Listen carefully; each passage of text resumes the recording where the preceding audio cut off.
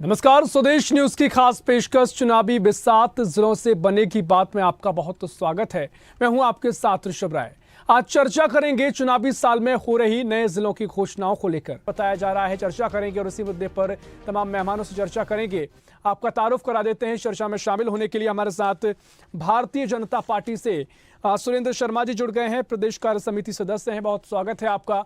और साथ ही कांग्रेस से रीना सक्सेना जी जुड़ गई हैं, बहुत स्वागत है आपका। और आम आदमी पार्टी से आम आदमी पार्टी से रीना सक्सेना जी हैं, साथ ही कांग्रेस से डॉक्टर संदीप, सब लोग जी हमारे साथ जुड़ गए हैं, बहुत स्वागत है आपका। पूरे मामले पर अपना पक्ष रखेगी संदीप जी।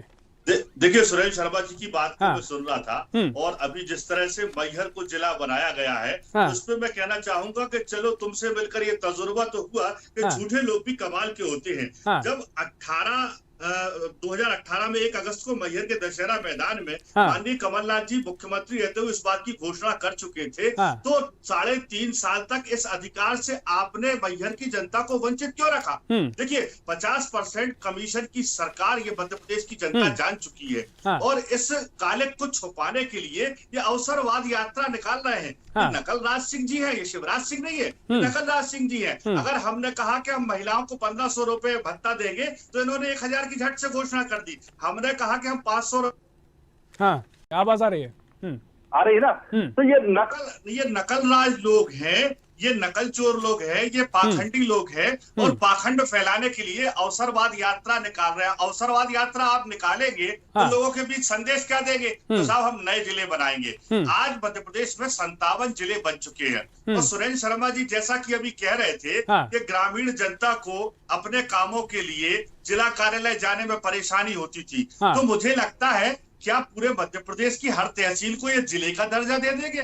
जिले का दर्जा दे देंगे? ये तो भारतीय जनता पार्टी की जो विचारधारा है, ये अंग्रेजों की उस विचारधारा की पोषक है, उस विचारधारा के चाटुकार लोग हैं, चापलूस लोग हैं, जिन्होंने इस देश को 565 रियासतों में बांटकर और राज चलाने का काम किया। आज वही परंपरा लेकर ये भारतीय जनता पार्टी आ रही है और मध्य प्रदेश के जो जिले हैं उनको तोड़कर छोटे छोटे जिले बनाकर वहां नए नए राजा पैदा करके और मध्य प्रदेश में खर्चे का भार बढ़ाना चाहती है। आप देखिए कि आज लगभग 4.25 लाख करोड़ से ज्यादा का कर्ज मध्य प्रदेश पर है, यानी कि हर नया बच्चा जो पैदा हो रहा है वो 51,000 रुपए से ज्यादा के कर्ज के साथ पैदा हो रहा है। क्या नए जिले बनाने से खर्चे नहीं बढ़ेंगे? इस खर्च की व्यवस्था आप कहां से करोगे? ये सवाल उठता है जनता की तरफ से। लेकिन आपको ये पता है कि सरकार आपको चलाना नहीं है, सरकार में आपको रहना नहीं है, भाड़ में जाए जनता, अपना काम बनता। तो मैं तो ये कहना चाहता हूं कि आसमां पे ठिकाने किसी के नहीं होते, जो जमी के नहीं होते वो कहीं के नहीं होते। अब जनता इनको कहीं का नहीं छोड़ने वाली है। बहुत जल्दी आप देखिए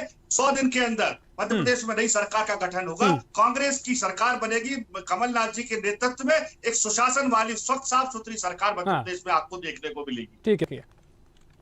देखिए, सुरेंद्र शर्मा जी की बात पे मैं कहना चाहूंगा कि सहमी हुई है झोपड़ियां बारिश के खौफ से और इधर महलों की आरजू की बरसात तेज हो।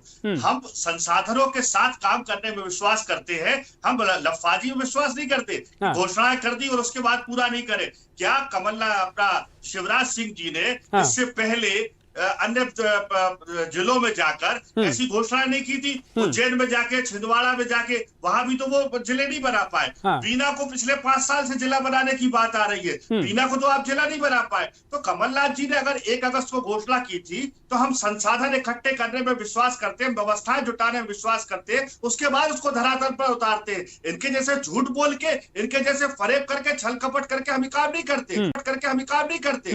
जहां तक ये देश की राष्ट्रवाद की बात कर रहे थे अभी, तो इतिहास गवाह है श्रीमान जी कि भारत में अंग्रेजों की शासन व्यवस्था के समय अगर उनसे मुखबिरी करने, अंग्रेजों जो क्रांतिकारियों की मुखबिरी करने का काम भारतीय जनता पार्टी की विचारधारा आरएसएस ने किया था। 1939 में मुस्लिम लीग के साथ सरकार बनाने वाले श्यामा चरण मुखर्जी थे।